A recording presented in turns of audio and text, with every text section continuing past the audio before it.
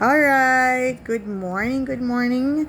So today we're going to have our second quarterly exam, and our first subject is Story of the World. And first question is, tell me the story of Anansi and Turtle. So Anansi was a monkey, Mm-hmm. and Turtle was a turtle. Mm-hmm.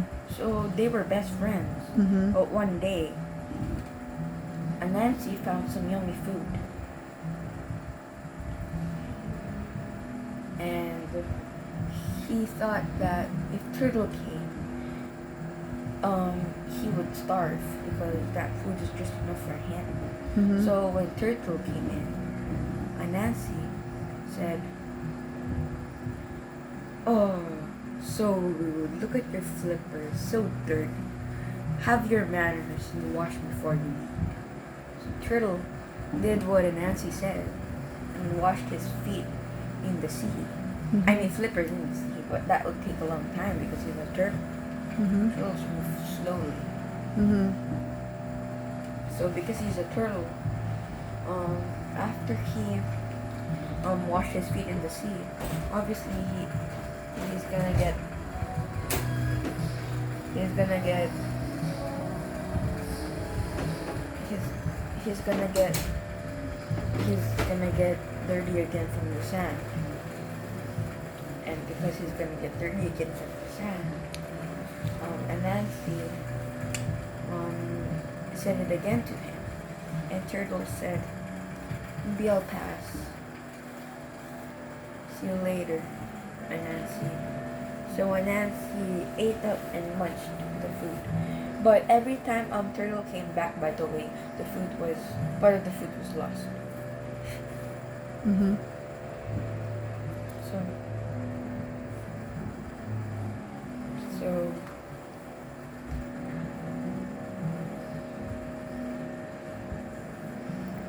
So Turtle this time invited Anansi over to his dinner or Mm-hmm. supper. And then Anansi agreed and came to the supper. But Anansi didn't know that the supper was inside the water. And Anansi couldn't go inside the water. So he tried to go inside the water, but and he even tried putting a boulder in his feet. Not a boulder, but something heavy in his feet. And then tried to go to the water, which is a bad idea because he might drown. But that broke from him, thankfully, actually. And then now he's alive. But the lesson here is I don't know. Treat others the way they want to treat you. The way you want to treat them. The way they want. All right, so my second, not a question, it's a statement, is tell me about Lei Zhu and the silkworm. Lei Zhu. So Lei Zhu is a empress in somewhere. China? No, not maybe Korea. No, Japan. Most empresses in stories come from Japan, so also Japan. And wait, Continue. and one day she told her servant that she would have dinner outside. And then she did have dinner outside. She asked her servant to bring her a cup of tea. And she sipped her cup of tea. And then when she was done, she observed nature Mm-hmm. in her little backyard. And saw a little and then observed a little silkworm splash in her coffee. I mean in her tea.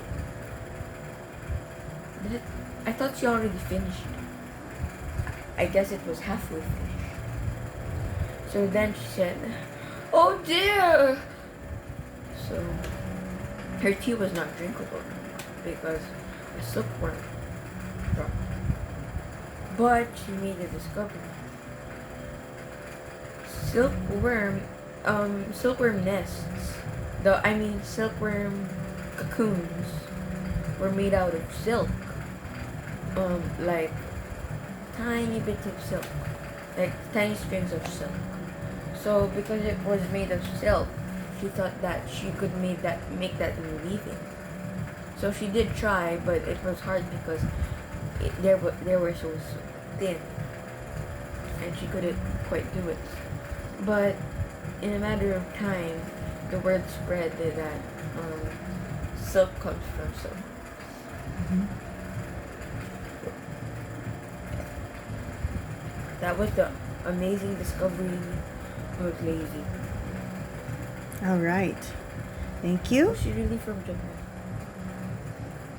And now, can you tell me about the New Kingdom of Egypt? The New Kingdom of Egypt. So, in the Middle Kingdom of Egypt, Egypt was being attacked by the Phoenicians. No, not the Phoenicians. The Canaan.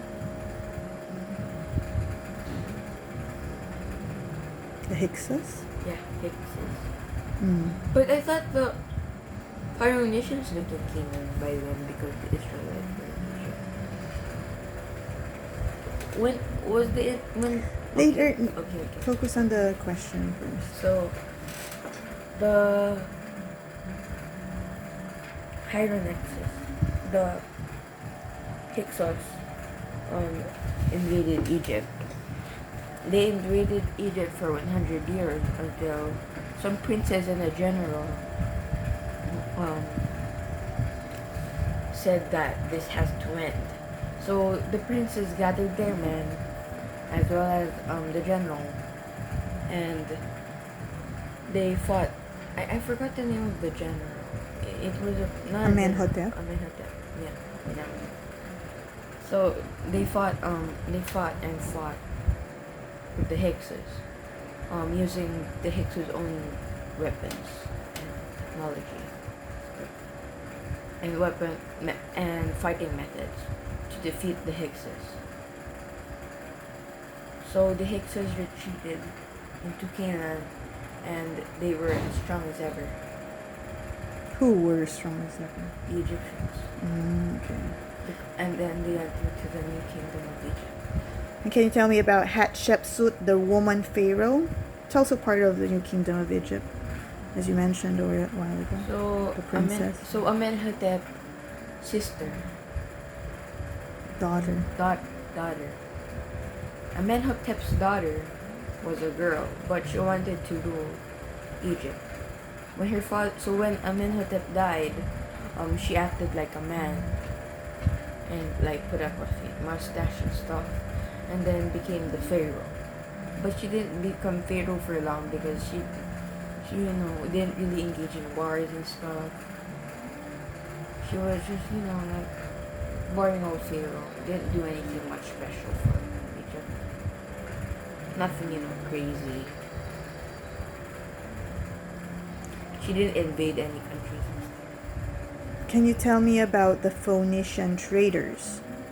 The Phoenician trader. So after the Israelites left Canaan, shortly after I'm confused with the Hyksos and the Phoenicians because why was the Hyksos living in Canaan anyway? But wasn't mentioned the people who lived in Canaan. Anyway, the Phoenicians lived in the north. Phoenicians. Phoenician traders. What did I say? Phoenicians. Well, the Phoenician traders lived in the north part of Egypt. Of Canaan, and that part was rocky and bad for living. Not that good for living because it was bad for living. Mm-hmm. But they had a trait. What's a trait? Trade? Trait. A character or an attitude or No, they had like a skill. a skill. They were good at sailing. They were the best at sailing in the whole Mediterranean Sea. Mm-hmm. So